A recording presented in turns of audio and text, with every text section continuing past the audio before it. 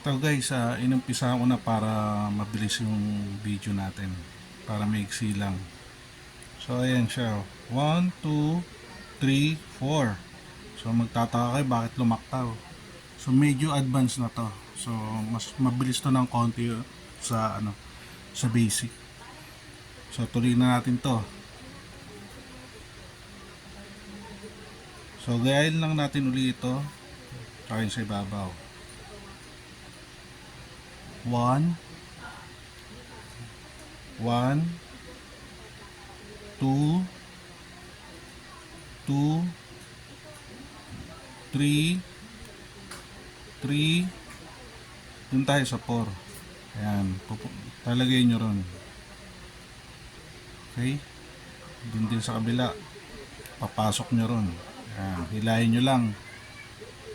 Ayan na. Ito na tayo, 5, 6, 7, 8, 9. 5, 6, 7. Tumalon siya ron. Tapos 8. Okay? So, dito tayo ngayon sa 5. 5. 5. 6. 6. Tayo ulit sa taas. 7.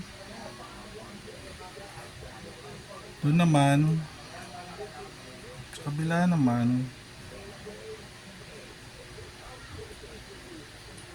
7. Tapos dito na tayo 8. 8. Ano siya? Yung isa naman, yung 8 andito sa bungad. Ito na, 8 na. Tapos na yung sa taas. So, sa ilalim na lang tayo ulit. Yan. So, meron ka ng dalawa. Kakayasin nyo lang uli yan bago nyo isabit.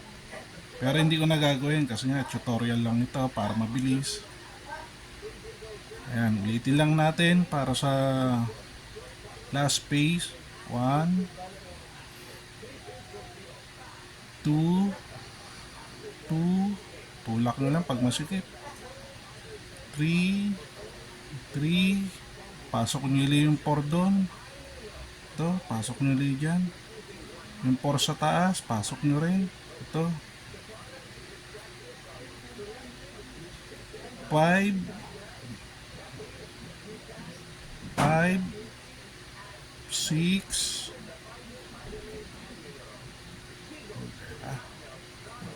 kaharang 6 7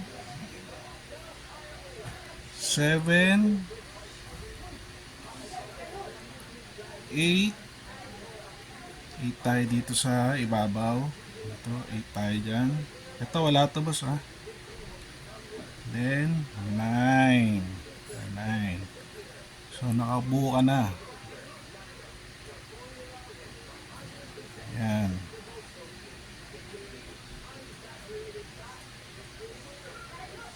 Yan. Kaskasin nyo lang uli bago nyo isabit, no? Para, yung contact maganda. Kasi pag hindi nyo kinaskas yan, hindi yan naandar. So, ayan, slanting yung ginamit ko na axis. Kung pares tayo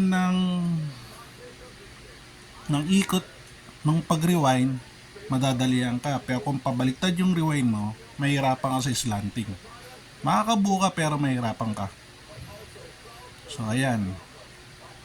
Medyo advanced na yan. So, yun lang. Thank you.